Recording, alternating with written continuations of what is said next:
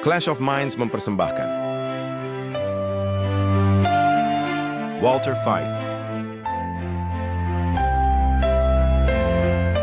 Martin Smith, Martin Luther tahun 1517, Luca Para tahun 1798, Kebangunan Besar Rohani tahun 1844, Ensiklikal Rerum Novarum tahun 1891, Konsili Vatikan II tahun 1962, Ensiklikal Laudato Si Perawatan Rumah Kita Bersama tahun 2015, Pandemi COVID-19 tahun 2019, Pemilihan Presiden Amerika Serikat tahun 2020, Perang Rusia melawan Ukraina tahun 2022, Perang Israel melawan Hamas tahun 2023. Pemilihan Presiden Amerika Serikat Trump versus Harris tahun 2024. WhatsApp Prof 219. Tanda binatang, tanda anu, tanda kain atau meterai Allah. Halo dan selamat datang di episode lain dari WhatsApp Prof. Hello Walter. Hai. Jadi apa yang akan kita bicarakan? Sebuah meterai dan tanda. Meterai atau tanda? Ya ini bukan anjing laut yang menggoyangkan kepaknya kan? Tidak, bukan. Saya tahu bukan itu, baik. Ini adalah meterai yang serius. Baiklah. Baiklah, mari kita mulai. Mari kita buka dengan doa. Bapa Surgawi, terima kasih telah memberkati kami dan mempertemukan kami kembali. Kami mohon agar Engkau memberkati diskusi ini. Terangilah pikiran kami, jaga kami tetap aman dan fokus. Dalam nama Yesus, amin. Amin. Anda tahu selalu ada banyak pembicaraan tentang pemeteraian dan apa artinya dan begitu banyak pertanyaan tentang hal itu serta argumen tentang hal itu yang terutama di dunia luar sana mengenai tanda tersebut. Sehingga kami berpikir ya mungkin kita harus membicarakan sedikit tentang meterai dan tanda dan kemudian setiap orang dapat memutuskan sendiri apakah itu alkitabiah atau tidak. Dan mengingat apa yang telah Anda tunjukkan di WhatsApp Prof sebelumnya juga, akan ada saatnya hal ini akan menjadi lazim. Dan terutama Martin, karena kita, khususnya dalam WhatsApp Prof terakhir kita bergerak menuju masa ketika gereja dan negara akan bersatu. Jadi sangat segera itu akan menjadi antara meterai atau tanda, benar? Itu benar. Anda harus memiliki salah satunya. Dan itu akan menjadi salah satu dari keduanya. Jika tidak, negara akan melawan Anda. Anda tidak bisa bersikap netral dalam hal ini. Harus salah satu dari keduanya. Jadi Wahyu pasal 7 ayat 3 berbicara tentang hamba-hamba Allah yang dimeteraikan di dahi mereka.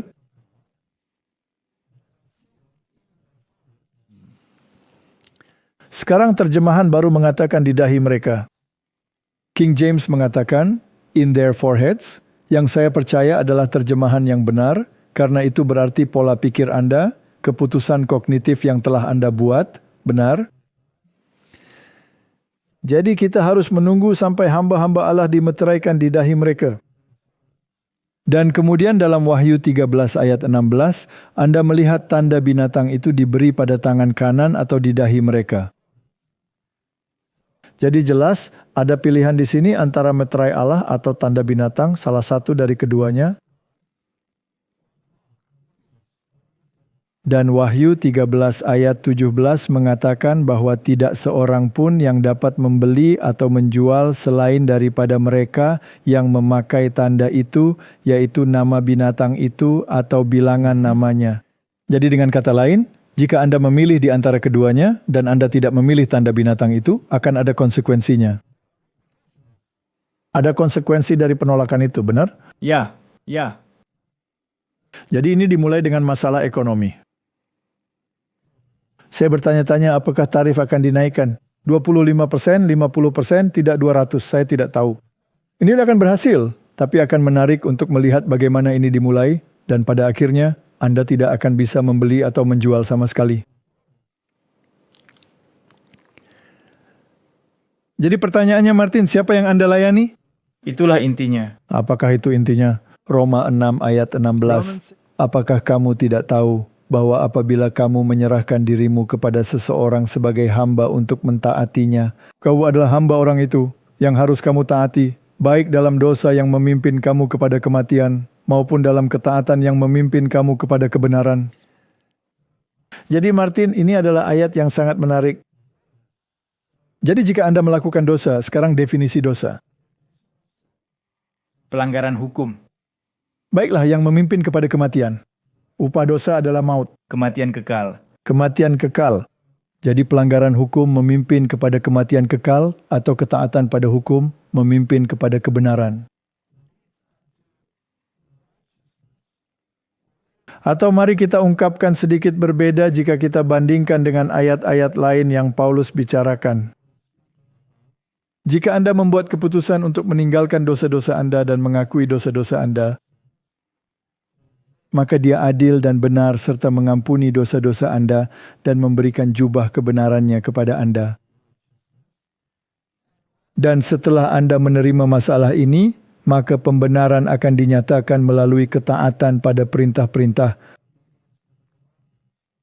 Ya, jadi dengan kata lain, Anda akan menunjukkan bahwa itu akan menjadi hasil alami dari apa yang Anda lakukan.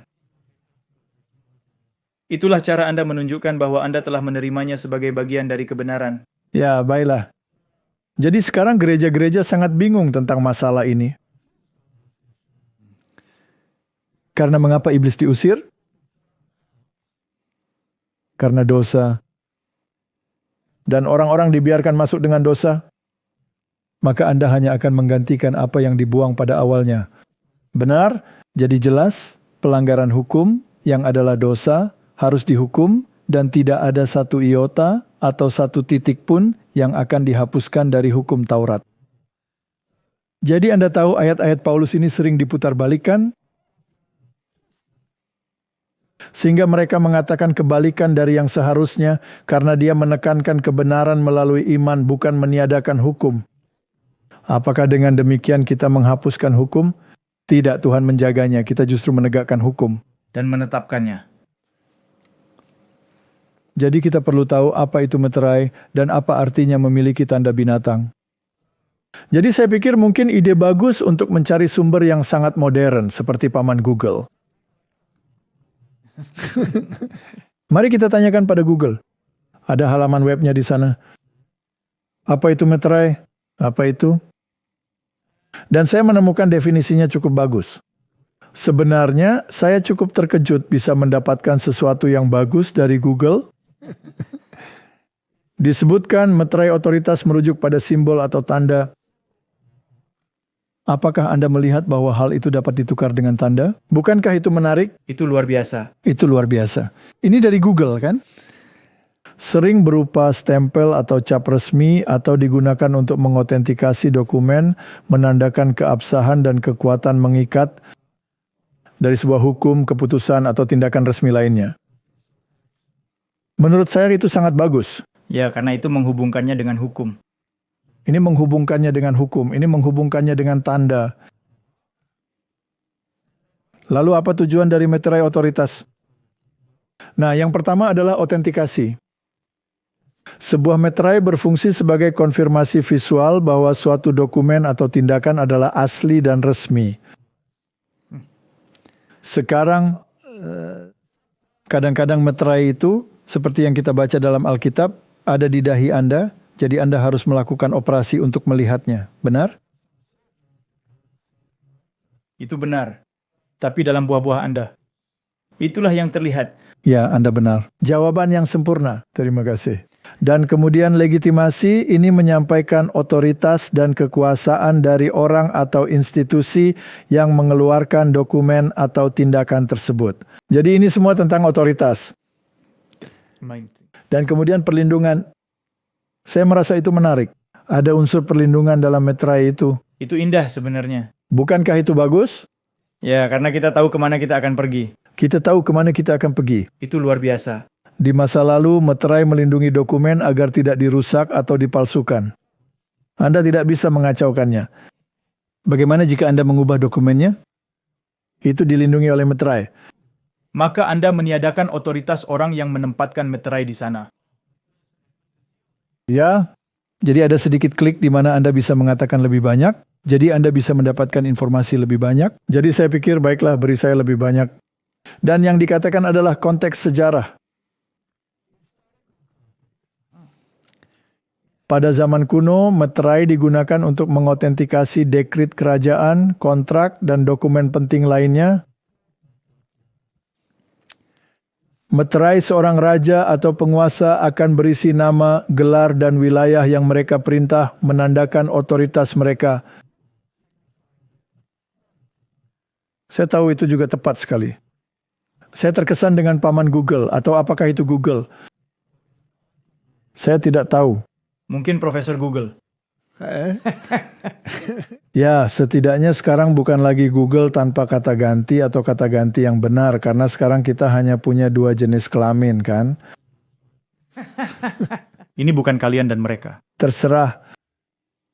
Jadi ini adalah poin-poin yang sangat penting dan saya pikir sangat relevan dengan topik ini. Jadi jika kita menerapkan semua poin ini dan kita bertanya, apa itu meterai Allah? Maka itu harus kurang lebih sesuai dengan kerangka ini, bukankah begitu?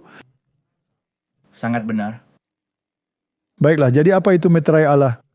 Nah, Yesaya pasal 8 ayat 16 memberitahu kita, aku harus menyimpan kesaksian ini dan memeteraikan pengajaran ini di antara murid-muridku.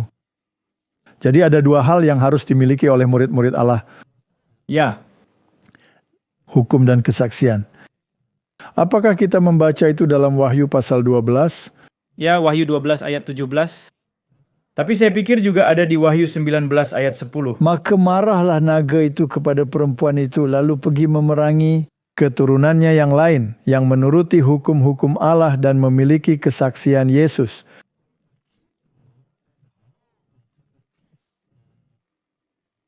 Jadi kesaksian adalah apa yang disaksikan oleh semua nabi. Dan hukum adalah bagian pertama dari Alkitab, Taurat yang berisi 10 perintah Allah. Dan itu harus dimeteraikan di antara para murid.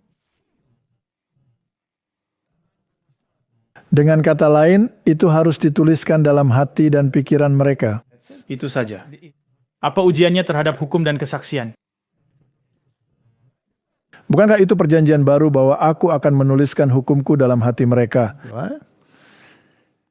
Jadi jika kita melihat kriterianya, Keluaran 31 ayat 13 berkata, katakanlah kepada orang Israel, demikian, akan tetapi hari-hari sabatku harus kamu pelihara. Sebab itulah peringatan antara aku dan kamu turun-temurun, sehingga kamu mengetahui bahwa akulah Tuhan yang menguduskan kamu. Jadi dari manakah pengudusan Anda berasal? Dengan menjalani kehidupan yang hebat. Tapi dengan menjadi sepenuhnya taat pada segala hal dan bangkit dengan usaha sendiri dan begitu saja Anda masuk surga, begitu? Tentu saja tidak. Bukan itu maksud dari ayat tersebut. Bukan itu yang dikatakan oleh ayat tersebut. Tidak. Ayat ini mengatakan bahwa Tuhanlah yang menguduskan kamu. Ini bukan sesuatu yang bisa Anda capai sendiri. Ini adalah kebenaran asing yang diperhitungkan kepada Anda dan pekerjaan rohnya yang memampukan. Baiklah. Sekarang mengapa dia mengatakan bahwa hari Sabat adalah tanda di antara kamu?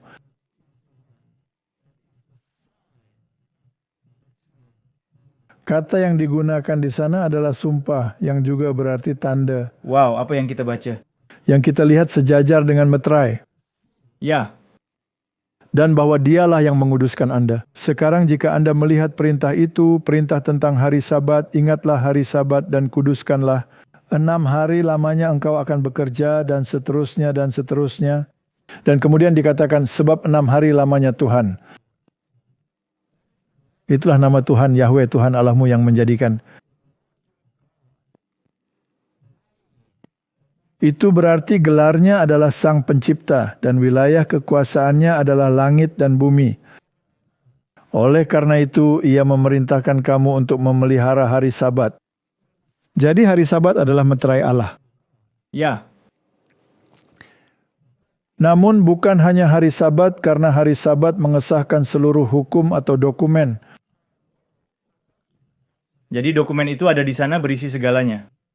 Ini hanyalah meterai. Otoritas. Dan Anda tidak boleh mengotak-atik meterai itu. Anda tidak dapat mengubah apapun. Baiklah, jadi apa yang disegel? Ya, hukum dan kesaksian. Itulah seluruh isi Alkitab. Ya, Tapi itu ada di inti 10 perintah Allah. Jadi hal ini juga ada di jantung hukum. itu sebenarnya juga merupakan meterai pada 10 perintah Allah. Sekarang setelah meterai itu dipasang di sana, bisakah Anda mengubahnya? Tidak. Tapi bagaimana jika ada kekuatan yang muncul dan berkata, aku akan mengubahnya? Maka dia harus berurusan dengan pemberi meterai itu. Dia harus membunuhnya dan menyingkirkannya dan berkata, saya adalah hukum yang baru, atau dia akan memiliki konflik kepentingan. Apakah itu benar? Sekarang kekuasaan tanduk kecil. Apakah itu akan mengubah hukum? Ya,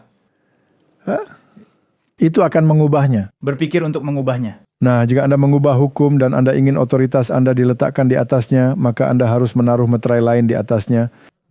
Ya, Karena sekarang ini adalah hukum baru. ini hampir seperti memalsukan. Sekarang Anda telah mengambilnya dan menjadikannya milik Anda sendiri. Baik, Anda menaruh meterai lain di atasnya, bukan? Jadi pemerintah memiliki undang-undang yang bodoh. Pemerintah berikutnya datang, membatalkan undang-undang tersebut, membuang semua undang-undang pemerintahan sebelumnya, banyak perintah eksekutif dan mengubah semuanya. Kemudian tanda tangan baru harus dibubuhkan dan stempel persetujuan baru, meterai baru, benar? Begitulah cara Anda mengubah hukum. Anda harus membatalkan apa yang telah dilakukan sebelumnya. Tapi bagaimana jika hukum yang sebelumnya begitu tidak dapat diubah sehingga satu titik atau satu koma pun tidak boleh dipindahkan? Lalu apa? Maka Anda akan mendapatkan masalah. Dan Anda tetap mengubahnya. Lalu apa? Maka Anda berada dalam masalah besar. Jadi Anda berada dalam masalah besar. Tapi bisakah kita mengatakan bahwa menurut definisi Google, bahwa ini adalah satu-satunya hukum yang memenuhi semua kriteria yang diperlukan untuk sebuah meterai? Tentu saja. Benar. Mereka menyebutkan nama, gelar, dan wilayahnya. Karena jika saya memberi Anda perintah dan mengatakan kepada Anda bahwa Anda harus melakukan X, Y, dan Z, dan menandatanganinya dengan nama saya, Anda mungkin akan tertawa dan membuangnya ke tempat sampah, atau Anda akan mengamuk, salah satu dari keduanya, bukan? Namun jika seseorang yang memiliki wewenang lebih besar, yang dapat memenjarakan Anda, jika Anda tidak mematuhi undang-undang tersebut, itu adalah cerita yang berbeda, bukan? Baiklah, saya akan menjelaskannya seperti ini. Jika Anda memberi saya surat tilang, saya akan menertawakannya. Anda menertawakan saya. Tetapi jika polisi lalu lintas yang memberikannya kepada saya, maka situasinya sedikit berbeda. Ya, jika seseorang mencoba menegur Anda di jalan, biasanya hal ini akan memicu kemarahan di jalan. Tentu saja tidak akan mendengarkan hal itu. Baiklah, jadi kita telah menetapkan bahwa perintah itu, perintah keempat, benar-benar sejalan dengan sebuah meterai.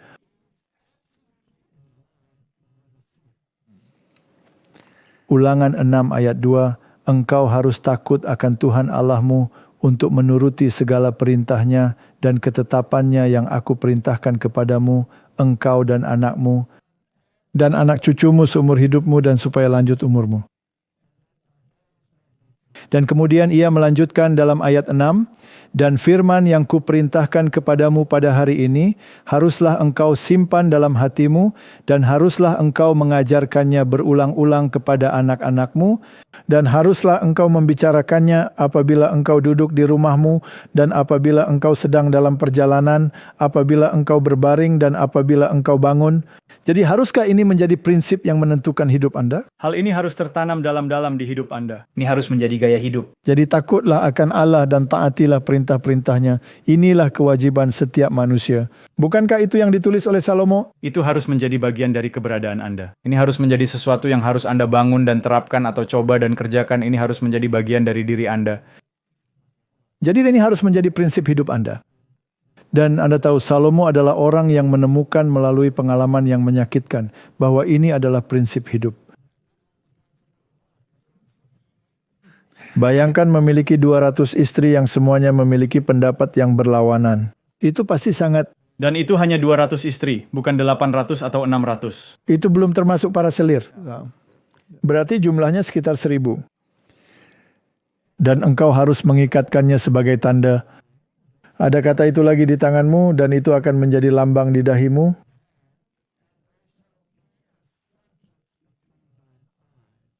Dengan kata lain, Anda harus bertindak sesuai dan Anda harus mendapat informasi atau berpikir sesuai dengan hal itu.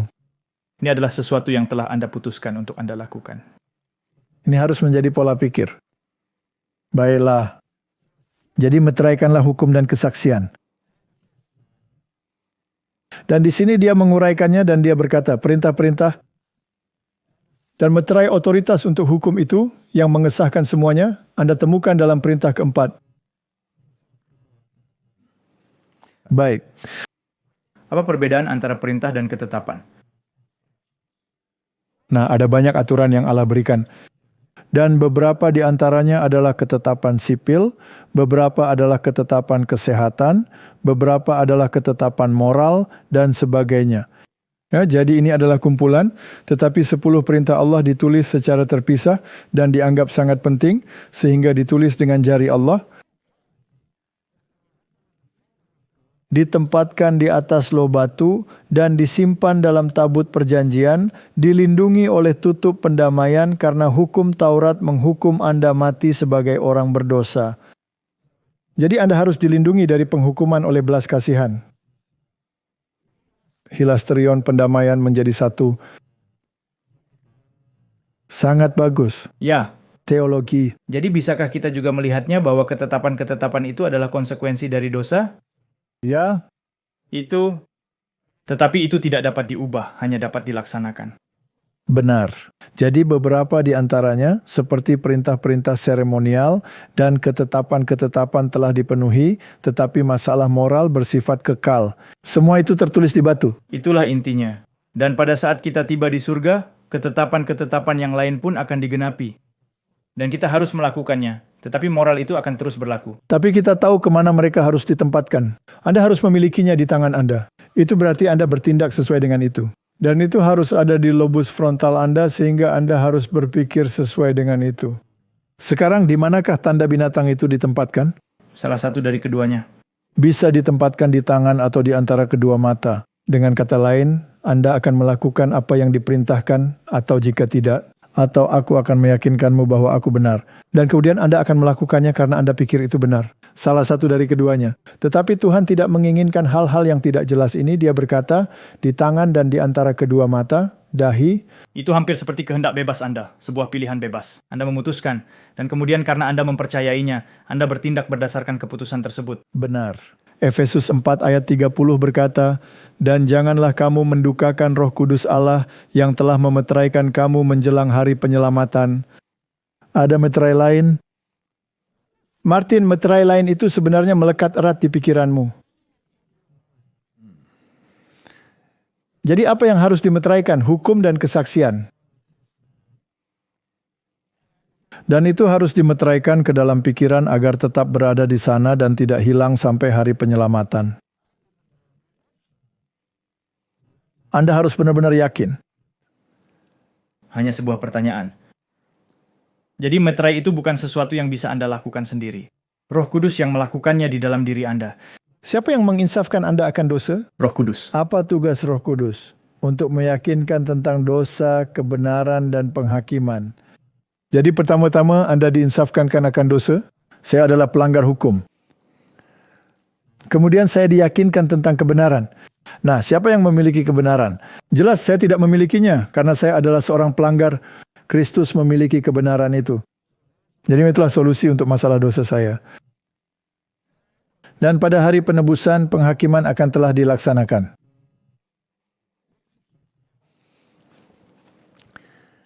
Jadi mari kita buka Wahyu pasal 7 ayat 3 katanya, janganlah merusakkan bumi atau laut atau pohon-pohon sebelum kami memeteraikan hamba-hamba Allah kami pada dahi mereka. Jadi di mana letak keyakinan ini? Secara kognitif ini harus menjadi sebuah keputusan. Ini harus menjadi sebuah keputusan. Martin, apakah ini merupakan meterai fisik? Ataukah ini merupakan meterai rohani? Ini lebih merupakan meterai rohani. Baik. Jadi saya tidak perlu mencari stempel bank atau barcode di kepala seseorang atau tato atau bahkan kebohongan. atau implan meskipun ukurannya hanya sebesar butir beras. Ini adalah pemeteraian rohani. Ini adalah keputusan yang telah Anda buat mengenai otoritas dan teologi tertentu. Ya, Baik.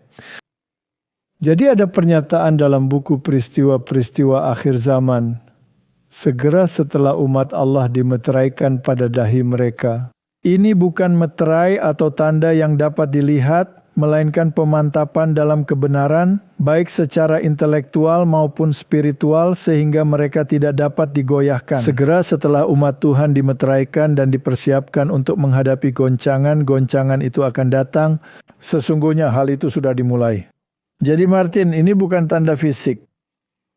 Dan dari semua ayat yang telah kita baca, tampaknya cukup jelas bahwa ini adalah masalah rohani.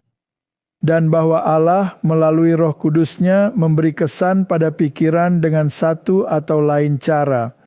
Sekarang Anda ingin memiliki meterai Tuhan, bukan? ya, Dan Anda menginginkannya dalam pikiran Anda, dan Anda ingin bertindak sesuai dengan itu.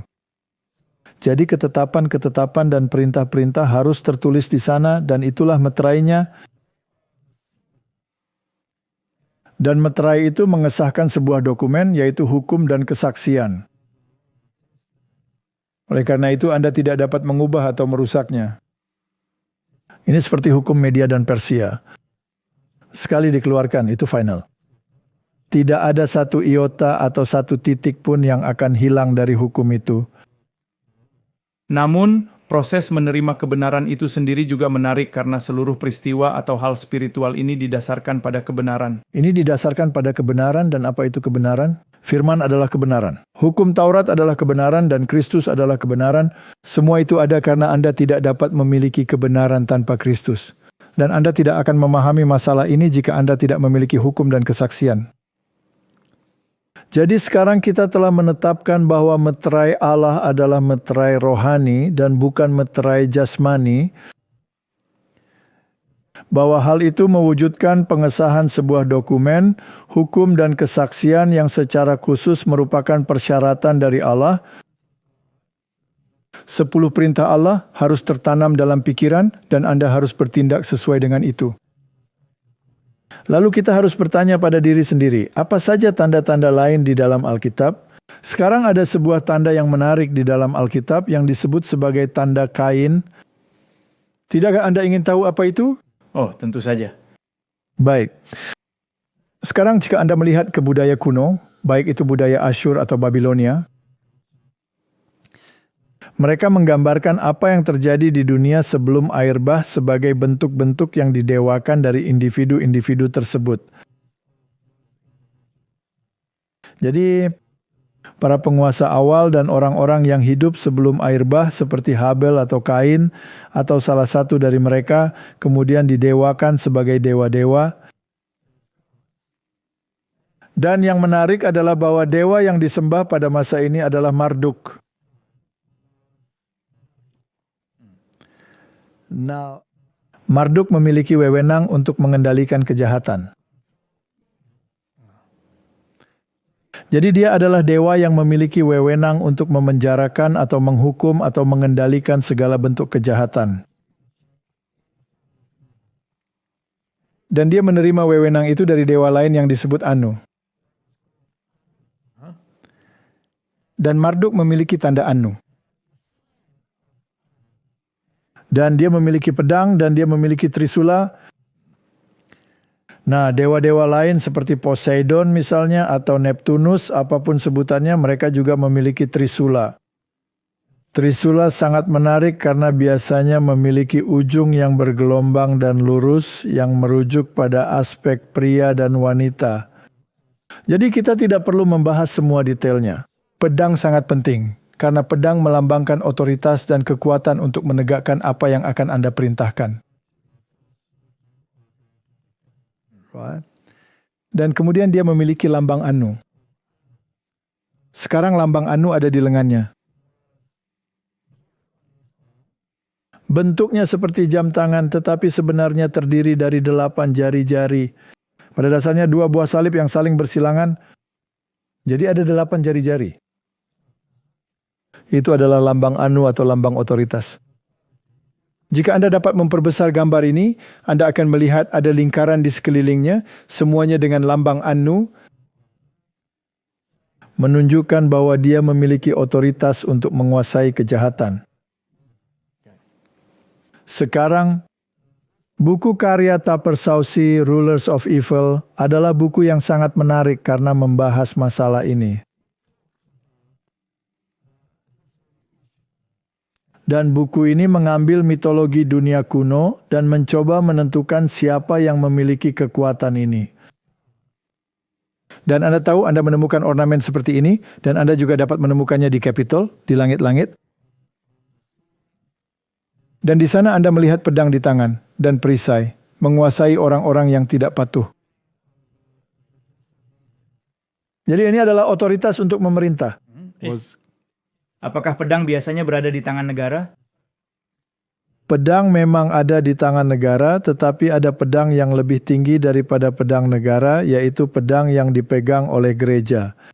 Ya, Yang satu adalah pedang spiritual, yang lain adalah pedang duniawi, tetapi pedang spiritual dianggap memiliki otoritas yang lebih tinggi daripada pedang sekuler. Oleh karena itu, pedang sekuler harus tunduk pada pedang spiritual.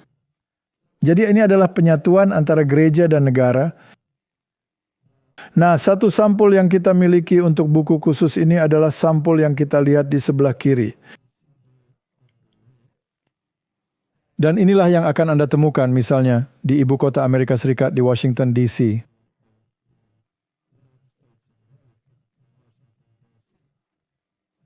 Sampul lain dari buku yang sama dalam cetakan lain menampilkan seorang pastor Jesuit dengan lambang anu di atasnya yang sangat menarik. Karena Tapersausi sampai pada kesimpulan bahwa pedang spiritual di balik pedang sekuler ditegakkan melalui perintah militer.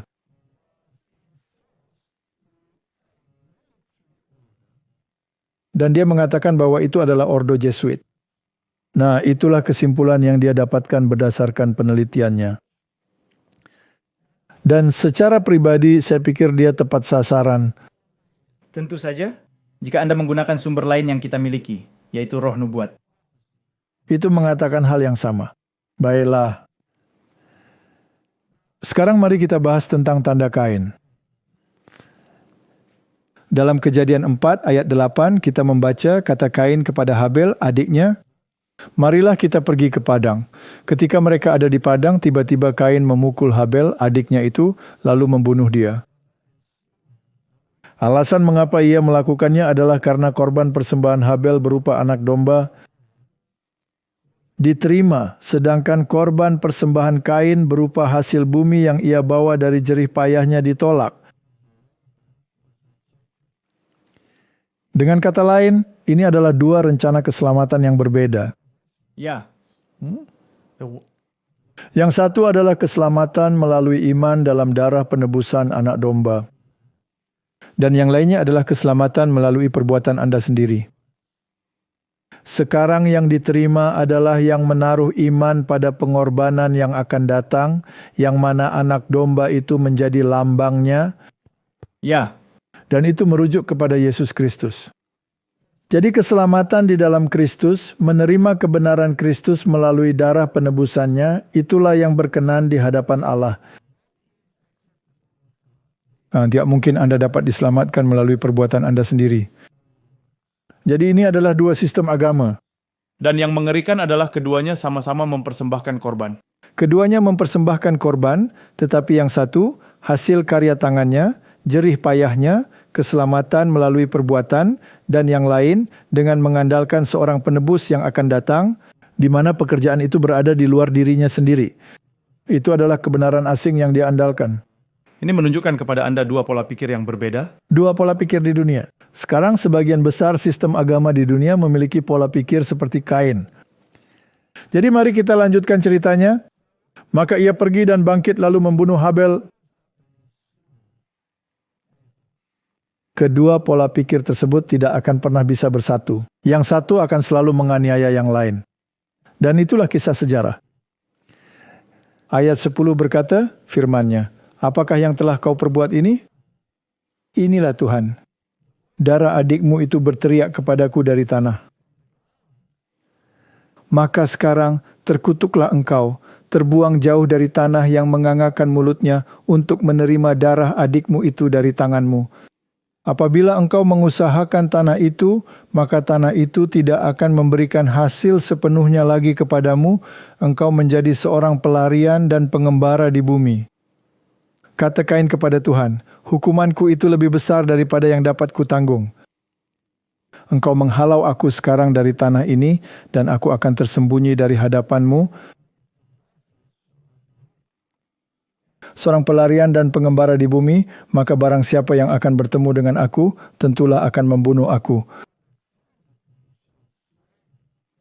Jadi dia mengajukan pertanyaan, bagaimana saya mencegah orang-orang membunuh saya?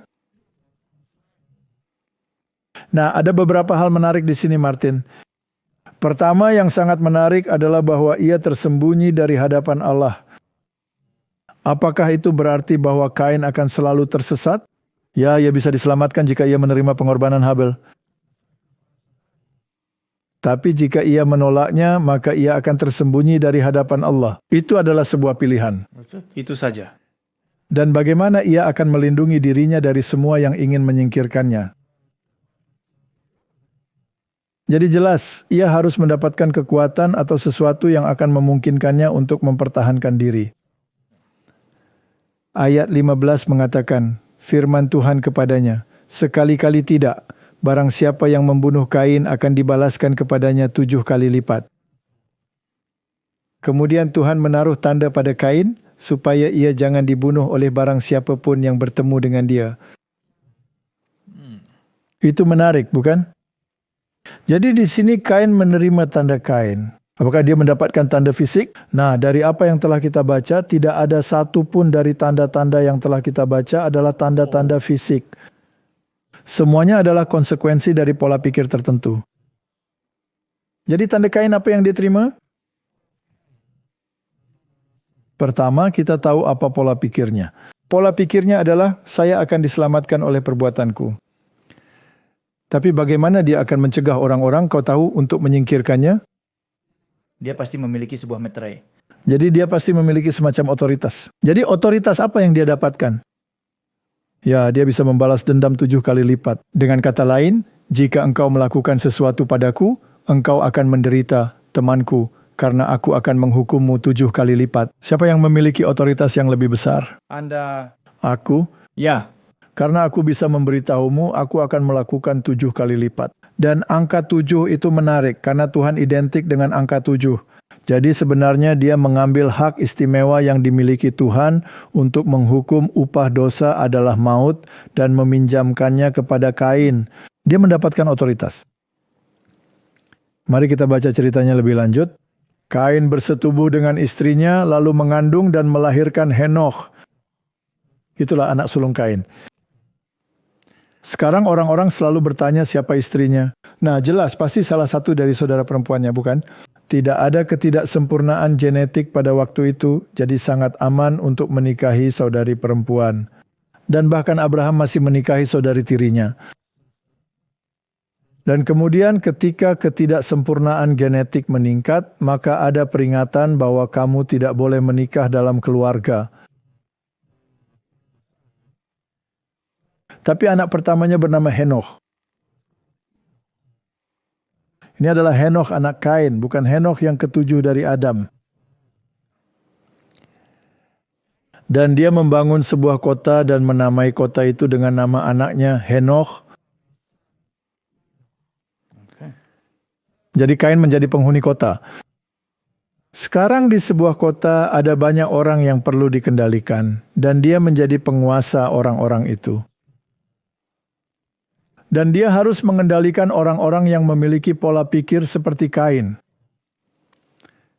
Mereka cenderung menjadi pelanggar hukum. Aku ingin tahu mengapa. Jadi dalam arti tertentu dia menjadi Marduk yang mengendalikan anak-anak kejahatan.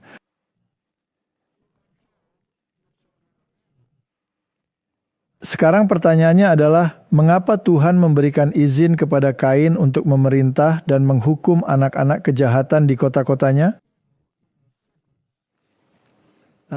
Saya selalu menceritakan kisah ini. Istri saya, dia adalah seorang guru sekolah. Dan dia juga pernah berada di sebuah sekolah di mana ada banyak orang dari latar belakang yang sangat kurang beruntung. Dan seperti yang sering terjadi, mereka sering menggunakan narkoba dan melakukan kekerasan serta tergabung dalam geng-geng. Jadi itu adalah tempat yang sangat berbahaya untuk berada di sana. Dan tentu saja anak-anak di kelas seringkali jauh lebih tua dari seharusnya karena mereka telah gagal 1 atau 2 atau 3 atau 4 atau 5 kali berturut-turut karena ketidaktertiban mereka. Dan dia mencoba sebagai orang yang cukup lemah lembut untuk mempertahankan hukum dan ketertiban yang menjadi mustahil.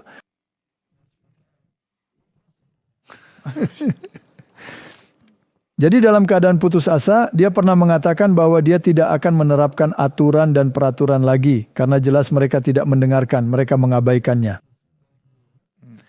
Jadi dia berkata kepada mereka, kalian akan menjadi polisi dan kalian yang akan menerapkan hukum dan ketertiban. Jadi sekarang mari kita lihat bagaimana kita akan menanganinya. Jika ada yang bersiul, mengobrol, dan tidak memperhatikan di kelas, maka apa hukuman yang akan kalian berikan dan siapa yang akan memastikan hal itu tidak terjadi? Karena tidak berhasil ketika saya yang melakukannya, karena tetap saja kalian tidak mendengarkan saya. Jadi kalian yang akan membuat aturan dan kalian yang akan memberikan hukuman. Maka mereka pun membuat aturan-aturan. Dilarang berbicara di kelas, ada hukumannya. Dilarang berkeliaran, dilarang melempar benda di kelas, ada hukumannya, dan seterusnya, sebuah daftar panjang aturan. Dan hukuman-hukumannya sangat keras, di luar dugaan. Ya, karena mereka sendiri yang memikirkannya. Mereka sendiri yang memikirkannya. Hukumannya setidaknya 7 kali lebih berat daripada yang akan dia berikan. Contohnya, salah satu aturannya adalah ada sebuah aula yang harus digosok dengan sikat gigi sambil berlutut. Itu adalah aula yang sangat besar untuk seluruh sekolah. Jadi lutut Anda akan terluka ketika Anda menjalani proses itu. Nah, jadi aturannya sangat ketat, seperti berapa kali Anda harus berlari mengelilingi lapangan atau semacamnya, dan mereka menegakkannya dengan tegas. Jadi dia setelah kehilangan wewenang dan mereka tetap tidak akan mendengarkan, menjadikan mereka penguasa kejahatan, dan cara itu berhasil. Tentu saja. Dengan sempurna. Baiklah. Jadi dia membangun sebuah kota dan menamainya sesuai nama anaknya, Henokh. Bagi Henokh lahirlah Irad, dan Irad itu memperanakkan Mehuyael, dan Mehuyael memperanakkan Metusael, dan Metusael memperanakkan Lamek. Lamek mengambil istri 2 orang. Yang satu namanya Ada, yang lain Zila. Jadi ini adalah pertama kalinya seseorang memiliki lebih dari 1 istri. Jadi ini adalah sebuah perkembangan yang terjadi yang menjauh dari Tuhan. Dan sekarang ini hanya menuju ke arah yang semakin buruk. Ini secara bertahap memburuk. Berkatalah Lamekh kepada kedua istrinya itu, Ada dan Zila, dengarkanlah suaraku. Hai istri-istri Lamek, pasanglah telingamu kepada perkataanku ini. Aku telah membunuh seorang laki-laki karena ia melukai aku, membunuh seorang muda karena ia memukul aku sampai bengkak. Jadi apakah dia menjadi lebih baik atau menjadi lebih buruk? Lebih buruk, lebih buruk. Dia sekarang menjadi orang pertama sejak Kain yang membunuh seseorang yang disebutkan dalam Alkitab. Jadi yang pertama adalah Kain. Penguasa kedua adalah Henokh, dan kemudian diceritakan selanjutnya apa yang terjadi. Dan kemudian Lamekh naik ke tampuk kekuasaan. Tetapi dia adalah orang yang keras. Dan dia memiliki lebih dari 1 istri untuk pertama kalinya dalam sejarah umat manusia. Dan dia memperketat hukum dengan mengatakan, sebab jika Kain harus dibalaskan 7 kali lipat, maka Lamekh 77 kali lipat. Sekarang jika Anda membuka Kejadian pasal 4 ayat 24, ayat yang sama dalam Alkitab Geneva, saya akan membacakannya seolah-olah ditulis dalam bahasa Inggris modern. Bunyinya, dan Kain akan dibalaskan 7 kali lipat, sesungguhnya Lamekh 70 kali 7 kali lipat. Itu sangat menarik.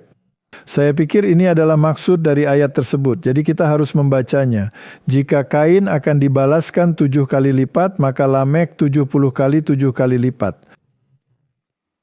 Sekarang mari kita melompat sedikit ke depan.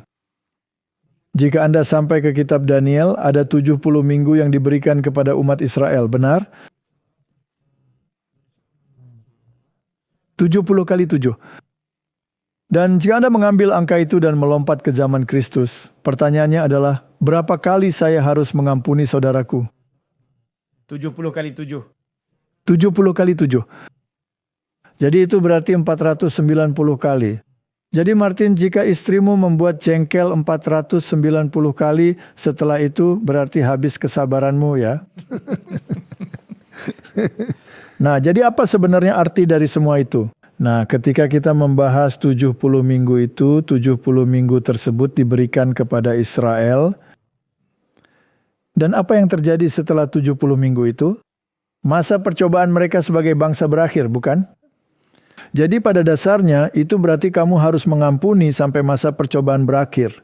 Jadi bisakah kita membacanya seperti ini? Jika Kain akan dibalaskan 7 kali lipat, sesungguhnya Lamekh akan menerima kekuasaan sampai masa percobaan berakhir untuk menggunakan kekuasaan ini guna mengendalikan siapapun yang ingin mengganggu kepemimpinannya. Ya, Anda bisa membacanya seperti itu. Bisakah kita membacanya seperti itu? Baiklah, bukankah itu akan menarik? Oh.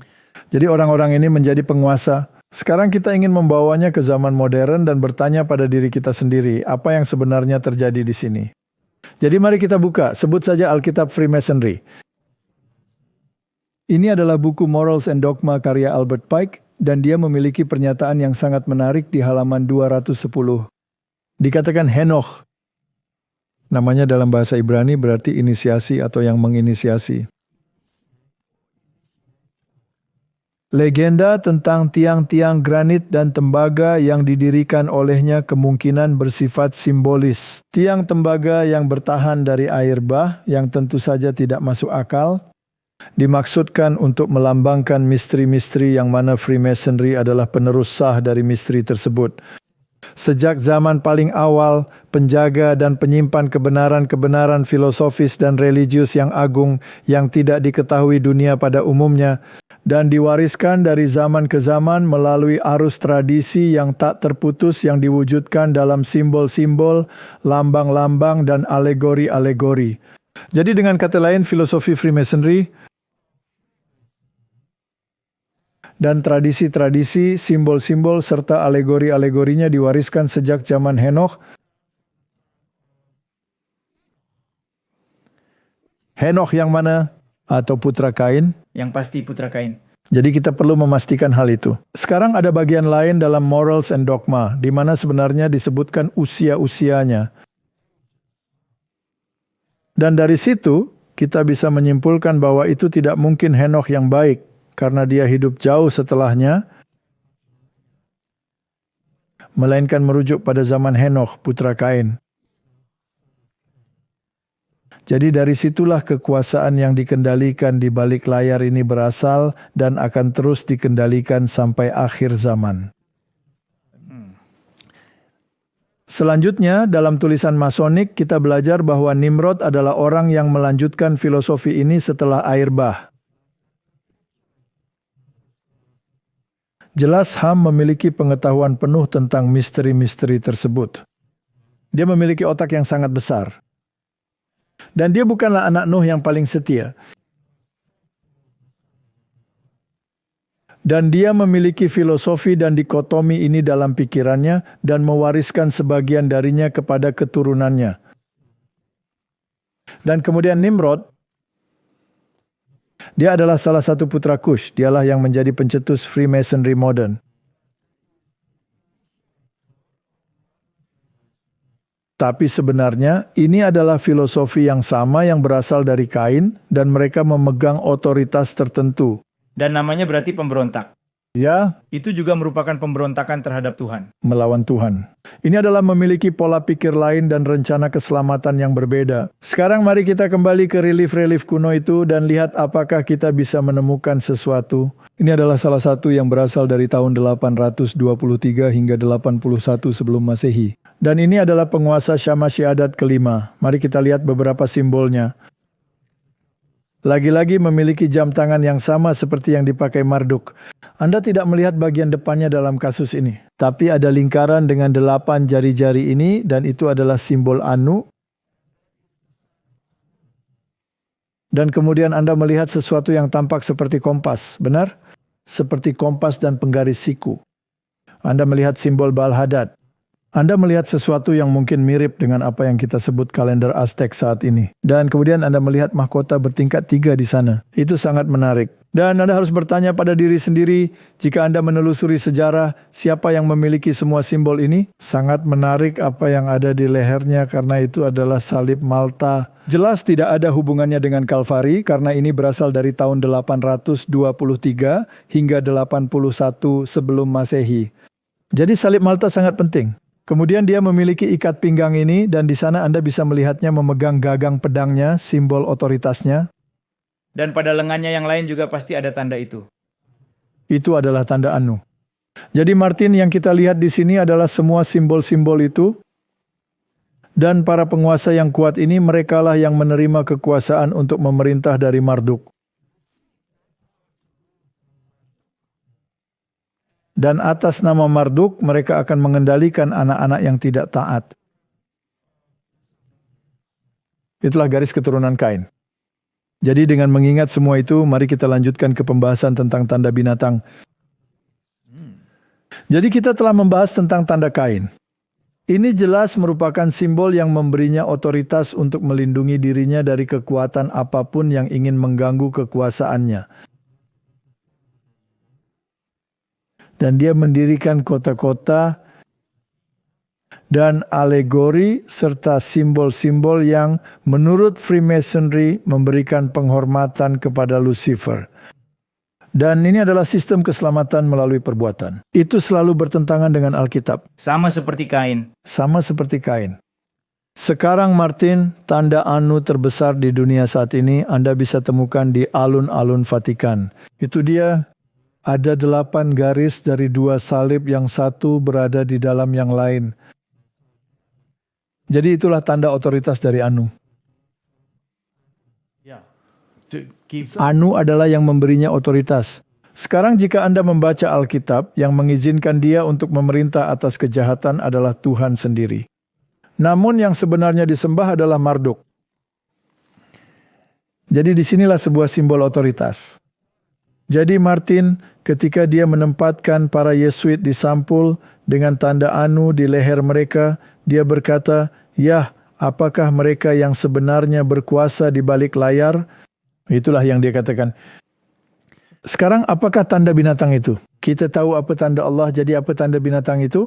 Wahyu 14 ayat 9. Dan seorang malaikat lain, malaikat ketiga, menyusul mereka dan berkata dengan suara nyaring, "Jikalau seorang menyembah binatang dan patungnya itu dan menerima tanda pada dahinya atau pada tangannya, orang itu akan menghadapi murka Allah." Benar?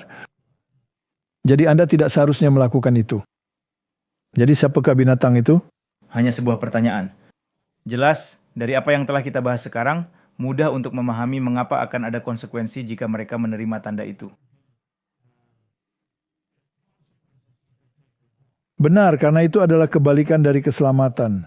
Dan itu mengambil meterai Tuhan dan menghancurkannya, seperti yang telah kita sebutkan sebelumnya atau di Google, dikatakan bahwa jika seseorang mengacaukannya, Anda tidak bisa mengacaukannya. Anda akan mendapat masalah. Jadi inilah kekuatan lain yang merebut kekuasaan dan otoritas ini datang dalam garis yang tidak terputus, turun dari Henoch putra Kain, terus melalui Ham sampai ke Nimrod yang kembali membangunnya dalam kepenuhannya dan memutuskan untuk membangun menara Babel agar Tuhan tidak menghancurkan mereka lagi. Tuhan telah berjanji bahwa dia tidak akan menghancurkan mereka dengan air, jadi mereka kembali menentang janji Tuhan. Jadi Anda tidak percaya pada janji-janji Tuhan. Anda tidak percaya bahwa Mesias akan datang untuk menaruh permusuhan antara keturunanmu dan keturunannya, dan seterusnya, dan seterusnya. Anda tidak percaya pada rencana keselamatan. Jadi sekarang binatang ini, dan semua reformator sepakat bahwa binatang ini mewakili Katolikisme. Sekarang saya merasa menarik bahwa mereka memiliki tanda anu terbesar di seluruh dunia, di tempat utama mereka.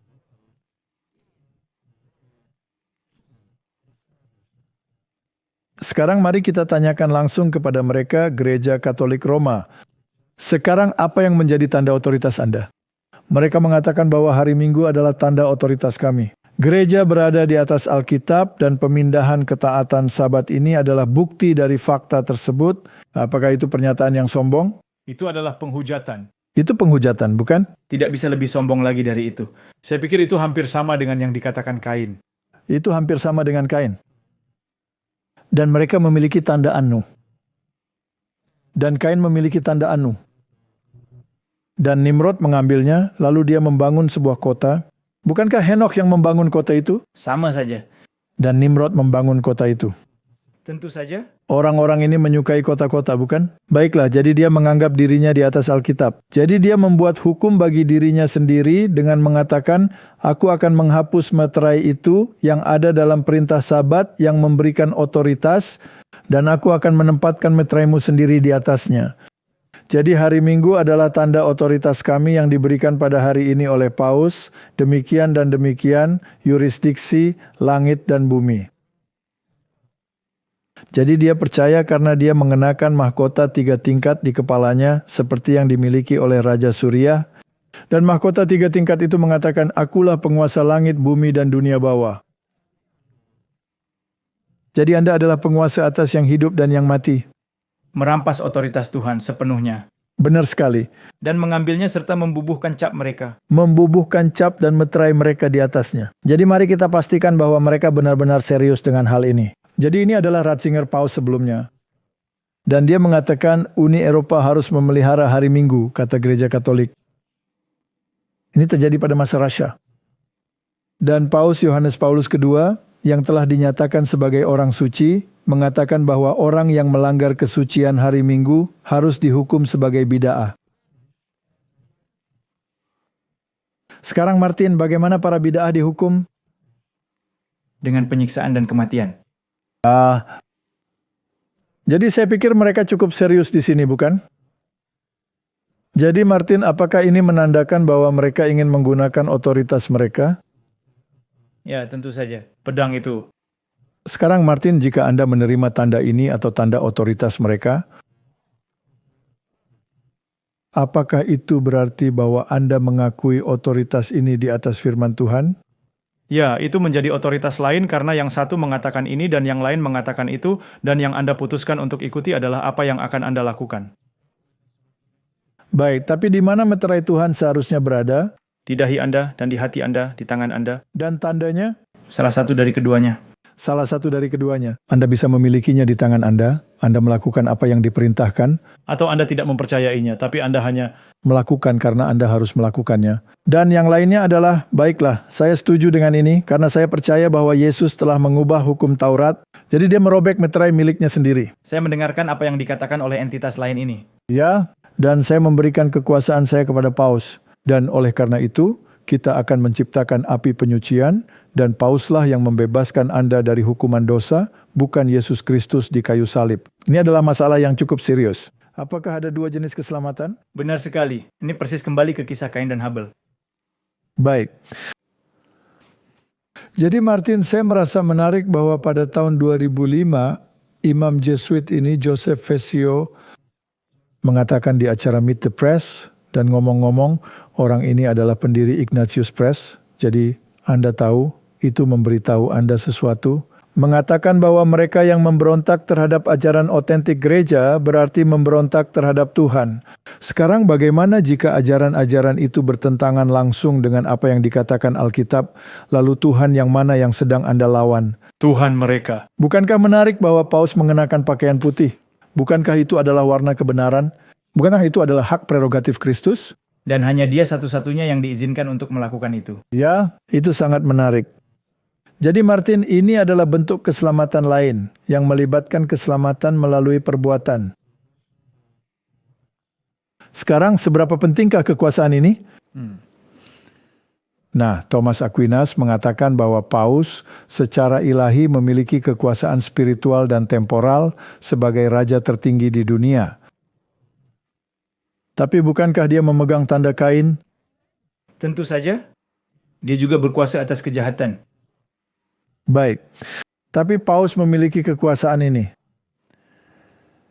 Paus Roma sebagai kepala pemerintahan kepausan mengklaim kedaulatan mutlak dan supremasi atas semua pemerintahan di bumi. Itu adalah kutipan yang menarik. Jadi dia memiliki semua otoritas. Jadi meterai siapa yang dilekatkan pada sebuah dokumen? Meterainya. Jadi Anda memiliki meterai Tuhan atau Anda memiliki meterai Paus? Anda memiliki meterai Tuhan di surga atau meterai dari yang mengaku sebagai Tuhan di bumi ini, yang dianggap lebih tinggi dari Alkitab. Dia mengatakan begitu. Dia mengatakan begitu ya. Kemudian Kardinal Manning mengatakan bahwa hak untuk menurunkan raja-raja melekat pada kedaulatan tertinggi yang dimiliki oleh para paus sebagai wakil Kristus atas semua bangsa Kristen. Kutipan sebelumnya mengatakan semua bangsa. Jadi Kardinal Manning hanya sedikit berhati-hati dalam pemilihan kata-katanya, tetapi sebenarnya yang ia maksudkan adalah semua bangsa. Itu berasal dari buku sejarah Jesuit. Nah, Martin sepertinya dia tidak memiliki otoritas ini. Dia terlihat seperti pria kecil berbaju putih yang duduk di Roma, tetapi dia memiliki tanda anu di halamannya.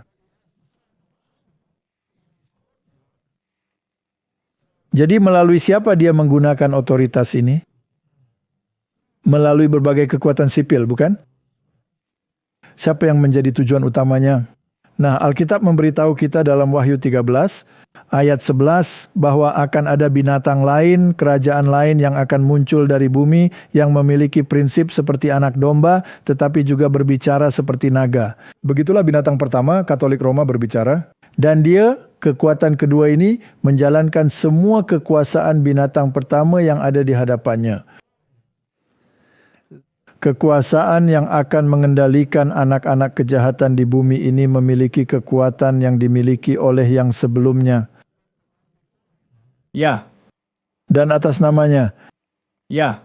Karena dia memanggil bumi dan mereka yang tinggal di sana untuk menyembah binatang pertama. Jadi dia melakukannya atas nama binatang pertama yang luka mematikannya telah disembuhkan. Jadi inilah kekuatan yang kita tahu hanya dapat diterapkan pada Amerika Serikat. Karena ini adalah kekuatan yang seperti anak domba dan harus memiliki kekuatan politik yang cukup untuk mengendalikan masalah-masalah di bumi. Dan itu harus muncul ketika binatang pertama, Katolisisme, tampaknya menerima luka yang mematikan, tampaknya menerima luka yang mematikan. Sebenarnya ia bergerak di bawah tanah melalui kekuatan Freemason-nya dan menguasai dunia secara tersembunyi melalui kekuatan kedua. Dan kekuatan kedua muncul pada periode waktu yang sama persis ketika yang pertama menerima hal yang sama. Nggak mungkin ada yang lain selain Amerika Serikat. Tidak ada keraguan tentang itu. Dan sekarang dia memiliki kekuatan untuk menjalankan pemerintahan. Jadi dia juga harus memiliki tanda anu atas nama yang lain. Baiklah. Dan dia adalah sebuah gambaran yang persis sama. Dia terlihat sama dalam segala hal. Dan kita bertanya pada diri sendiri, apa tujuannya? Ya, tujuannya adalah agar gereja dan negara bersama-sama memerintah. Ya. Sekarang kita berbicara tentang penyatuan gereja dan negara dan yang terakhir yang kita bicarakan. Jadi mari kita pastikan bahwa ini benar-benar yang mereka inginkan. Sekarang jika kita melihat masalah ini, kita menemukan lambang Universitas Georgetown. Itulah universitas Jesuit yang tampaknya senang mendidik para presiden dan anak-anak mereka. Lambang itu mencantumkan tahun pendirian 1789. Moto universitas adalah Utraque Unum, yang artinya keduanya menjadi satu. Dan tulisan Latin Collegium. Giorgio Polatanum Adripas Potomachi, yang artinya perguruan tinggi Georgetown di tepi sungai Potomac di Maryland.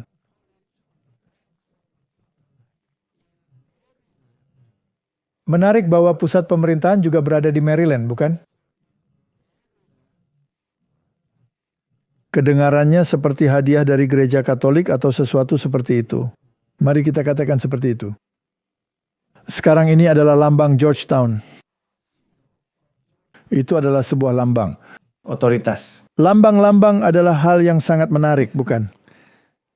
Dan ada elang dengan perisai yang kami tunjukkan sebelumnya, memegang pedang, dan satu kakinya berada di atas bola dunia,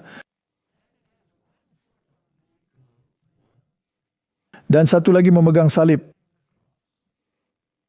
Jadi yang satu mewakili kekuatan spiritual, dan yang lain mewakili kekuatan sekuler dunia, dan keduanya akan utrak unum. Bersatu menjadi satu utrak unum gereja dan negara yang memerintah atas anak-anak dunia ini, keturunan Kain. Secara umum kita memiliki agama keselamatan melalui perbuatan. Jadi kita perlu membicarakan masalah itu. Jadi pada dasarnya Martin, kita bergerak dari aspek historis tentang di mana kita berada dalam arus waktu secara politis yang telah kita bahas dalam WhatsApp Prof terakhir. Sekarang kita melihat dari sudut pandang spiritual dan memahami apa masalahnya. Sekarang Katolisisme menyangkal penebusan dosa. Kristus tidak mati untuk Anda. Ingat, kita sudah membahas hal ini berkali-kali. Dan sebagian besar agama lain di dunia memiliki filosofi yang sama, bahwa perbuatan Andalah yang membuat Anda berkenan di hadapan Tuhan. Jadi jika binatang pertama, Katolisisme, adalah yang benar-benar memegang kendali kekuasaan, maka kita harus bertanya pada diri sendiri, siapa yang mendirikan organisasi dan struktur yang memberikan kekuatan ini kepada binatang kedua, yaitu Amerika. Jadi jika Anda melihat CIA, itu dibentuk oleh William Wild Bill Donovan, dan dia adalah seorang ksatria Malta. Sekarang ketika Anda menjadi ksatria Malta, kepada siapa Anda bersumpah setia? Paus. Aha. Dan FBI dibentuk oleh Joseph Bonaparte, yang kebetulan adalah seorang ksatria Malta. Dan sejak saat itu Anda dapat menelusuri sejarah. Kita tidak punya waktu untuk membahas ini dalam presentasi ini. Anda akan melihat bahwa ksatria Malta dan perwakilan dari binatang pertama adalah mereka yang mengendalikan organisasi-organisasi ini dan pusat kekuasaan sejak awal mula. Sepanjang waktu dan pada patung raja yang berasal dari tahun 800 sebelum Masehi itu, terdapat salib Malta di sana. Benar. Dan ksatria Malta memiliki lambang yang sama. Mereka memiliki lambang yang persis sama. Jadi semua kekuatan itu sekarang sedang berkuasa. Jadi jika kita menelusuri lebih jauh dan kita mengambil kutipan lain dari Freemasonry, dikatakan kebenarannya adalah para Jesuit Roma telah menyempurnakan Freemasonry menjadi alat yang paling hebat dan efektif untuk mencapai tujuan mereka di kalangan Protestan. Sekarang ada sedikit trik yang Anda terapkan untuk melakukan ini. Pada dasarnya, Anda menciptakan struktur-struktur dan kemudian Anda melarang struktur-struktur tersebut sehingga Anda tampak telah menjauhkan diri darinya. Dan kemudian dengan melarangnya untuk semua orang Katolik, Anda menarik semua orang Protestan ke dalamnya dan Anda mengendalikan mereka di belakang layar tanpa mereka sadari. Inilah pada dasarnya bagaimana hal itu terjadi. Jadi inilah pemberian dari rancangan besar yang terungkap. Sekarang mari kita kembali ke sejarah dan kita melihat Shalmaneser ketiga. Ini sekarang lagi-lagi seorang raja Asyur. Dan dia akan menjadi cikal bakal raja-raja Babilonia, bukan? Dan Yehu adalah orang yang diberi kuasa oleh Tuhan untuk menghukum Israel. Dan Yehu adalah raja Israel. Ya, dia diurapi sebagai raja Israel. Elia harus pergi dan mengurapinya. Jadi Yehu akan memerintah atas orang-orang yang tidak taat dan menghukum mereka. Tetapi Yehu tunduk kepada Shalmaneser. Karena pada obelisk hitam Shalmaneser terdapat relief Yehu yang sedang bersujud kepada Shalmaneser. Jadi dia tunduk pada seseorang. Dia tunduk pada Raja Asyur yang sangat aneh, bukan? Jadi inilah gambar yang Anda lihat pada relief di obelisk hitam ini. Ada Shalmaneser, ada Yehu yang berlutut. Dan di sini ada orang-orang yang mempersembahkan dan membawa hadiah, dan mereka semua mengenakan topi kecil yang sama. Ya. Dan itu disebut topi Phrygian. Dan itu adalah simbol yang digunakan dalam revolusi Prancis. Sejarah yang sangat menarik. Dan juga pada gambar itu ada tanda anu lagi. Ya, benar sekali. Di sini ada tanda anu yang berarti bahwa orang yang memegangnya adalah Raja Asyur. Pada dasarnya dia adalah orang yang memiliki tanda kain. Dia selalu melawan Allah dan melawan umat Allah. Dan dialah yang memiliki kuasa untuk memerintah atas anak-anak kejahatan. Tetapi Yehu tunduk kepadanya. Sangat menarik. Ya, jadi Tuhan memberi Yehu otoritas atas Israel, tetapi kemudian dia berada di bawah kekuasaan Shalmaneser. Semua di bawahnya ya. Dan mereka semua memakai topi kecil ini. Sekarang jika Anda mengenakan topi kecil ini, maka pada dasarnya Anda dianggap sebagai orang yang bebas. Aha. Jika Anda tunduk pada Roma, Anda bisa menjadi orang yang bebas. Atau jika Anda tunduk pada Shalmaneser, Anda bisa menjadi orang yang bebas. Jadi Anda hanya bebas sejauh menurut mereka Anda mematuhi untuk kebaikan bersama. Tepat sekali. Jadi Anda memiliki kebebasan penuh untuk memilih dan beragama selama Anda melakukan apa yang diperintahkan. Itulah intinya. Jadi Martin, jika kita pergi ke Amerika Serikat dan kita melihat lambang mereka atau stempel senat mereka, jika Anda mau, yang merupakan badan pemerintahan tertinggi, atau Anda melihat Departemen Angkatan Darat, Anda melihat topi kecil yang sama yang kebetulan ada di sini, topi Dewa Mitra, yaitu Dewa Matahari. Jadi dewa yang Anda lihat sebenarnya adalah Marduk. Ya. Dia adalah Dewa Matahari.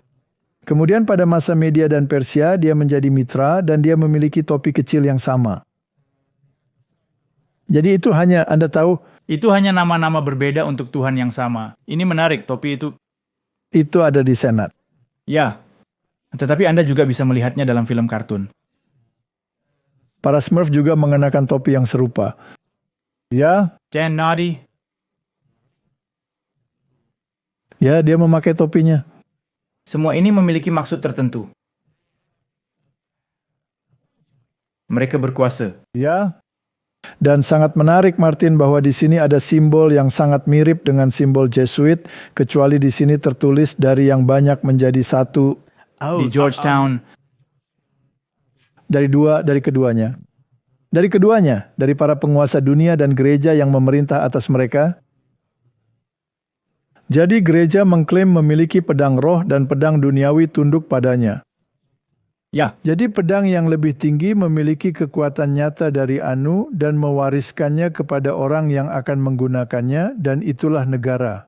Dan untuk dapat menegakkannya tentu saja Anda memiliki topi kecil yang sama dengan ular yang berkuasa atasnya.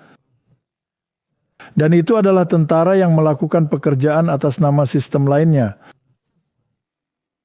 Jadi jika Anda pergi ke gedung di sana, gedung tempat Scottish Rite of Freemasonry berada. Gedung ini sangat dekat dengan gedung-gedung lain di Washington tempat para penguasa berkumpul. Disitulah keputusan-keputusan penting kemungkinan besar diambil di dalam ruang-ruang Masonic Temple hingga tingkat ke-33 Scottish Rite. Dan ketika Anda masuk ke dalamnya, Anda tidak hanya akan menemukan simbol Shamash, Dewa Matahari,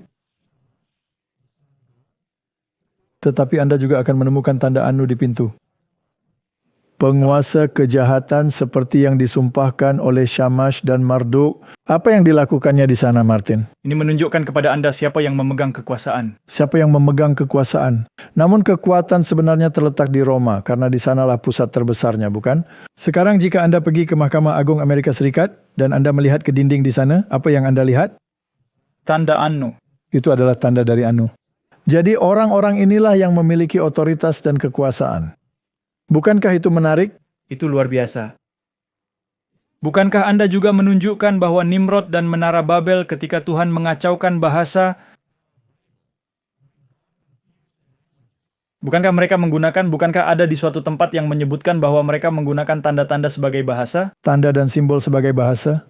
Jadi jika Anda mengenal tanda-tandanya dan memahami bahasanya, Anda akan tahu persis apa yang dikatakan. Jadi berbagai budaya dari seluruh dunia, jika mereka mengetahui hal ini, mereka akan tahu persis apa yang mereka katakan. Baiklah. Jadi sekarang, jika kita membahas pemerintahan Amerika Serikat saat ini, dan kita telah membicarakannya sebelumnya tentang zaman keemasan dan segala hal yang akan terjadi di sana, banyak dari mereka, entah itu Vance atau Rubio, itu tidak terlalu penting. Mereka tidak segan untuk tampil dengan tanda-tanda di dahi mereka yang tampaknya menunjukkan kesetiaan mereka kepada binatang yang pertama. Ya. Karena hanya binatang pertama yang mengeluarkannya.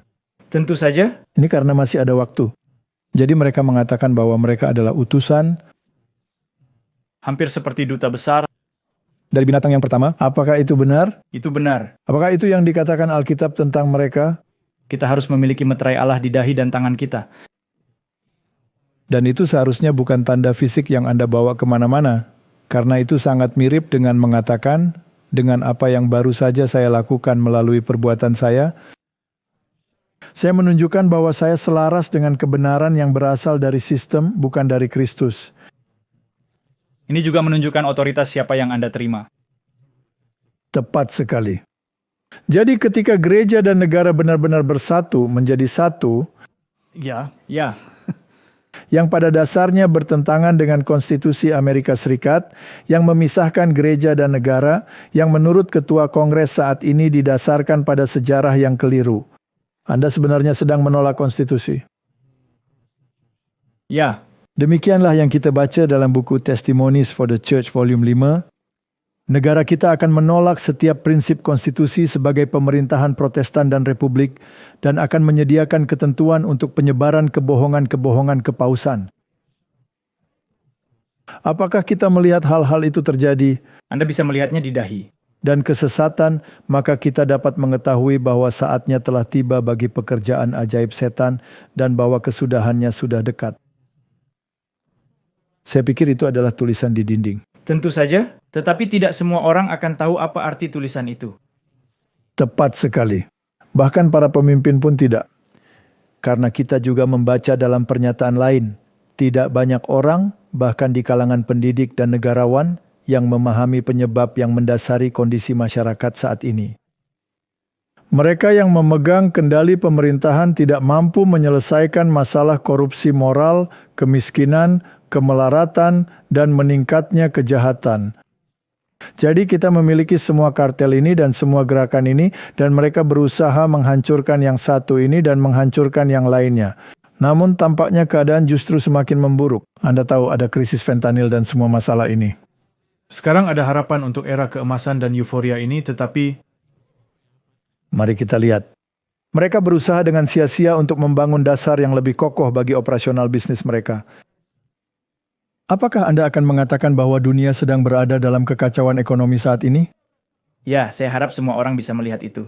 Jika manusia mau lebih memperhatikan ajaran firman Tuhan, mereka akan menemukan solusi dari masalah-masalah yang membingungkan mereka, tetapi mereka tidak melakukannya. Mereka tidak menemukan solusinya karena mereka tidak mencarinya di sana. Mereka mencarinya dalam kuasa Anu dalam tanda kain. Jadi kita juga diberitahu bahwa akan ada kekacauan ekonomi. Dan kemudian si penipu besar akan meyakinkan manusia bahwa mereka yang melayani Tuhan adalah penyebab kejahatan. Akan ada tornado, akan ada bencana, akan ada lebih banyak narkoba yang masuk. Akan ada berbagai macam kekacauan ekonomi. Dan golongan yang telah menimbulkan ketidaksenangan surga akan membebankan semua masalah mereka kepada mereka, yang ketaatannya pada perintah-perintah Allah menjadi teguran terus-menerus bagi para pelanggar. Akan dinyatakan bahwa manusia telah menyinggung Allah dengan melanggar hari Sabat Minggu, bahwa dosa ini telah mendatangkan malapetaka, yang tidak akan berhenti sampai penghormatan hari Minggu ditegakkan dengan ketat, dan bahwa mereka yang menyampaikan tuntutan hukum keempat, yang mewujudkan meterai Allah, seperti yang kita lihat dalam kitab suci. Dengan demikian, menghancurkan penghormatan terhadap hari Minggu atau dianggap sebagai pengacau masyarakat, menghalangi pemulihan mereka kepada kemurahan ilahi dan kemakmuran duniawi. Martin, jika Anda ingin mencapai masa keemasan ini, Anda harus membuat orang-orang kembali patuh dan taat pada sistem.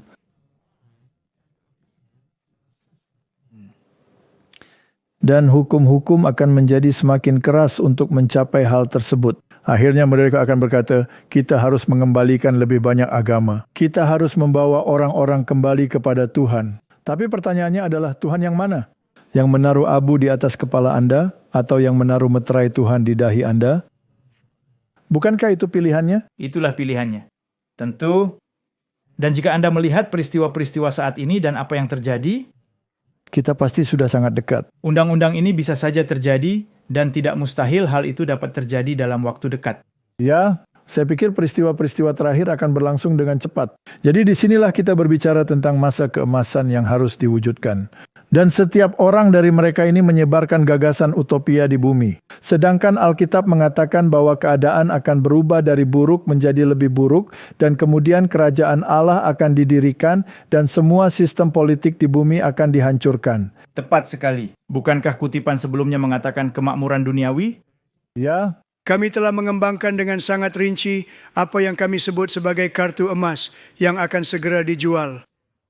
Dengan $5 juta, kami akan mengizinkan orang-orang paling sukses dalam menciptakan lapangan kerja dari seluruh dunia untuk membeli jalan menuju kewarganegaraan Amerika Serikat. Ini seperti kartu hijau tetapi lebih baik dan lebih canggih. Sebagai panglima tertinggi, fokus saya adalah membangun militer paling kuat di masa depan.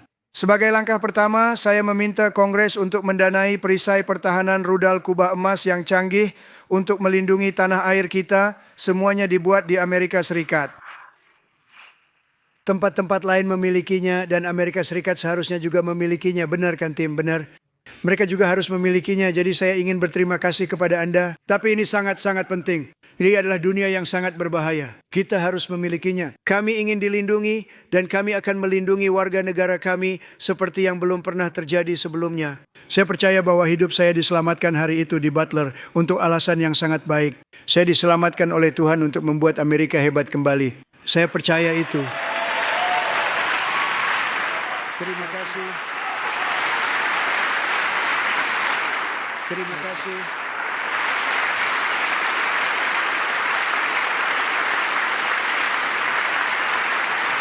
Sekarang adalah waktu kita untuk mengambil perjuangan yang benar demi kebebasan Amerika, dan sekarang giliran kita untuk mengambil takdir Amerika ke tangan kita sendiri dan memulai hari-hari yang paling mendebarkan dalam sejarah negara kita. Ini akan menjadi era terbesar kita. Dengan pertolongan Tuhan selama 4 tahun ke depan, kami akan memimpin bangsa ini lebih tinggi lagi, dan kami akan menciptakan bangsa yang paling bebas, paling maju, paling dinamis,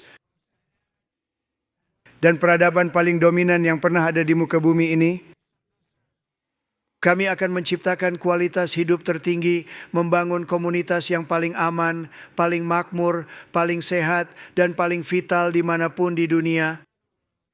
Kami akan menaklukkan batas-batas ilmu pengetahuan yang luas, dan kami akan memimpin umat manusia ke luar angkasa dan menancapkan bendera Amerika di planet Mars dan bahkan lebih jauh lagi.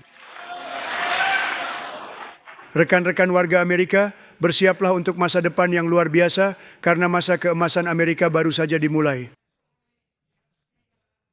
Ini akan menjadi sesuatu yang belum pernah terlihat sebelumnya.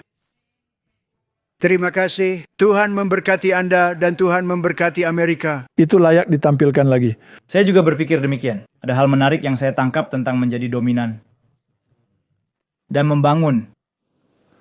Nimrod adalah pembangun yang hebat. Kain adalah pembangun yang hebat. Henokh adalah seorang pembangun. Herodes adalah pembangun yang hebat. Sekarang tidak ada yang salah dengan menjadi pembangun yang hebat, tetapi jika pembangunan itu bertentangan dengan apa yang ada dalam pikiran Allah, maka Martin, kita berada dalam masa yang menarik, yang paling dominan. Apakah itu terdengar seperti memegang tanda anu? Jadi kami juga telah memperingatkan bahwa serikat pekerja akan sangat menonjol. Orang-orang jahat diikat menjadi satu kesatuan, diikat dalam kepercayaan, serikat, dan konfederasi. Jangan sampai kita berhubungan dengan organisasi-organisasi ini.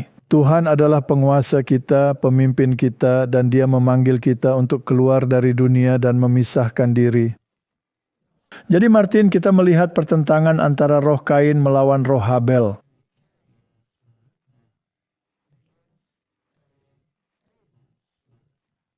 Yang satu adalah keselamatan melalui perbuatan dan kontrol mutlak, dan yang lainnya adalah ketundukan dan ketergantungan pada kekuatan di luar diri sendiri. Keduanya adalah pola pikir yang sangat berbeda memang. Jadi ketika kejahatan-kejahatan ini terjadi di bumi, karena hal ini tidak akan semudah yang mereka klaim untuk dilakukan. Anda akan melihat bahwa kelompok yang sama, para pemimpin yang telah mengajarkan bahwa hukum Tuhan tidak mengikat, mengajukan klaim bahwa korupsi yang menyebar dengan cepat disebabkan oleh penodaan terhadap apa yang disebut sebagai Sabat Kristen, dan bahwa penegakan ibadah hari Minggu akan sangat meningkatkan moral masyarakat. Itulah langkah selanjutnya yang akan terjadi. Klaim ini terutama didesak di Amerika, di mana doktrin Sabat yang sejati telah diberitakan secara luas. Pernyataan yang sangat menarik.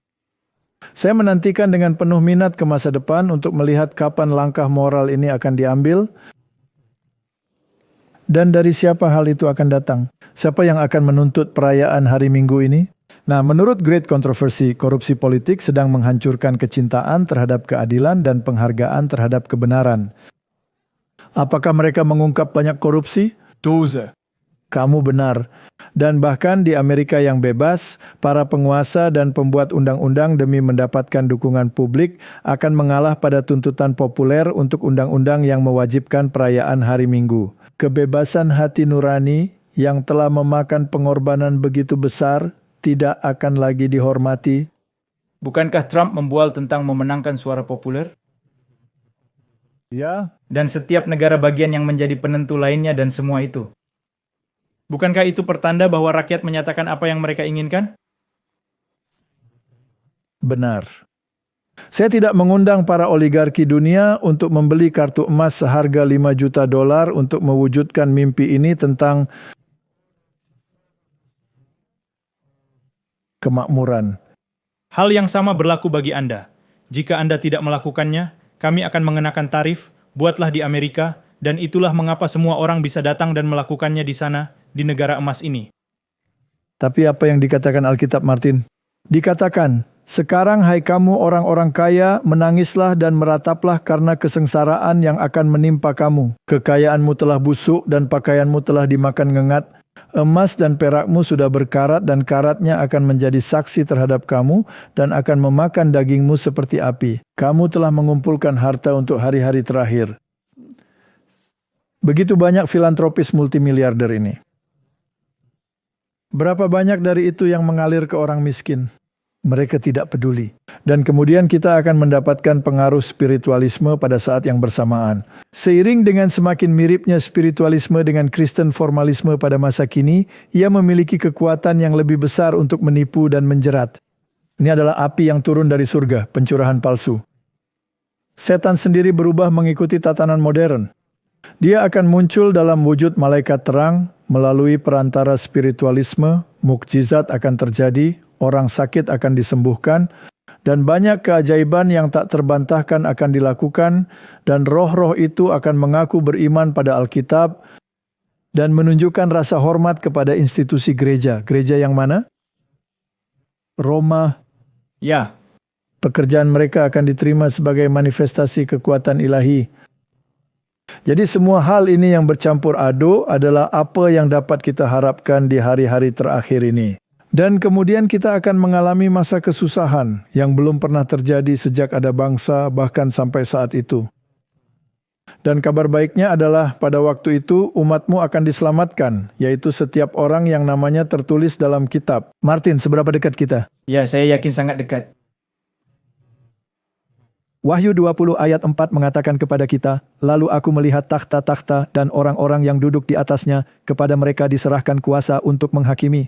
Aku juga melihat jiwa-jiwa mereka yang telah dipenggal kepalanya karena kesaksian tentang Yesus dan karena firman Allah, yang tidak menyembah binatang itu dan patungnya, dan yang tidak juga menerima tandanya pada dahi dan tangan mereka, dan mereka hidup kembali dan memerintah sebagai raja bersama-sama dengan Kristus untuk masa 1000 tahun. Jadi meskipun mereka adalah pihak yang lemah di sini, di dalam Kristus, mereka akan mendapatkan kemenangan. Mereka akan memperoleh kemenangan atas binatang itu, dan mereka akan memperoleh kemenangan atas patungnya.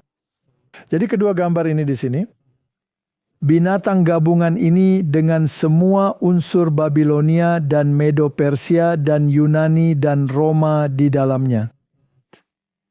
Dan tanda anu yang sedang diturunkan Martin bahwa kemenangan akan jatuh ke tangan umat Tuhan. Dan Yesus apa yang dikatakannya, dia akan melakukan. Wahyu 19 ayat 15, dan dari mulutnya keluarlah sebilah pedang tajam yang akan memukul segala bangsa. Itu tidak terdengar seperti pengakuan zaman keemasan bagiku, bukan? Tidak, itu terdengar lebih seperti batu yang datang untuk menghancurkan sesuatu. Benar. Dan ia akan menggembalakan mereka dengan gada besi, dan ia akan memeras anggur dalam kilangan anggur, yaitu kegeraman murka Allah yang Maha Kuasa. Dan 1 Korintus 15:24 berkata, kemudian tiba kesudahannya, yaitu bila mana ia menyerahkan kerajaan kepada Allah Bapa, sesudah ia membinasakan segala pemerintahan, kekuasaan, dan kekuatan. Pemerintahan dan otoritas dan kekuasaan yang mana?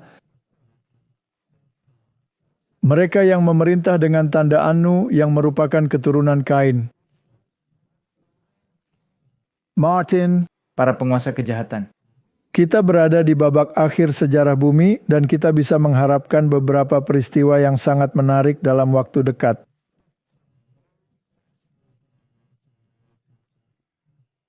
Meterai atau tanda? Apa pilihanmu? Tentu saja meterai. Mari kita berdoa. Bapa Surgawi, kami berdoa dengan sungguh-sungguh agar kami berada dalam posisi yang beruntung untuk diberdayakan oleh Allah yang di surga, untuk menerima meterai Allah yang Maha Kuasa. Meteraikan hukum dan kesaksian. Dan meterai otoritas di jantung hukum itu dengan namamu dan gelarmu serta wilayah kekuasaanmu tidak dapat digoyahkan. Bahkan jika yang lain mengatakan dia berdiri di atas Alkitab dan memiliki kuasa untuk melakukannya, dan kemudian kita harus tunduk pada ajaran gereja yang otentik dan menerima tanda binatang itu, atau jika tidak kita akan dianggap sebagai bid'ah. Semoga kita membuat pilihan yang benar dalam nama Yesus. Amin. Amin. Diproduksi oleh Clash of Minds. Menampilkan pembicara Walter Faith dan Martin Smith. Ucapan terima kasih yang tulus untuk dorongan semangat, doa-doa, dan sumbangan finansial melimpah. Untuk detail kontak,